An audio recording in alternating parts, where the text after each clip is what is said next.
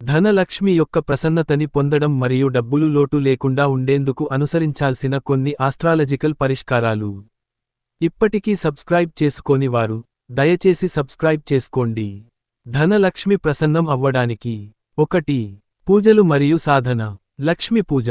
ప్రతి శుక్రవారం రోజున లక్ష్మి పూజ నిర్వహించడం మీరు శుభ ఫలితాలు పొందడంలో సహాయపడుతుంది.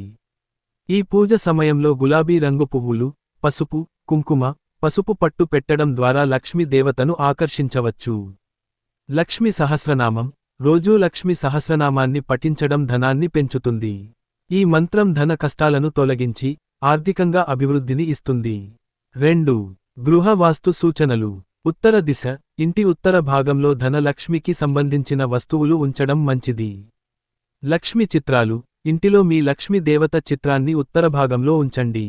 అది మీకు శ్రేయస్సు మరియు ఆర్థిక లాభాన్ని ఇస్తుంది.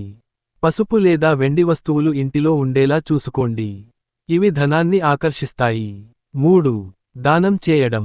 శనివారం రోజున పసుపు, కుంకుమ లేదా పేదరికానికి దానం చేయడం ధనాన్ని వృద్ధి చేస్తుంది.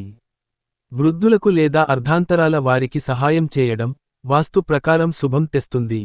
నాణ్యమైన వస్తువులు, బంగారం, రజతం వృద్ధులకు ఇవ్వడం లక్ష్మీ దేవత ప్రసన్నతను సాధించడానికి మంచిది. 4. వాస్తు జాగ్రత్తలు.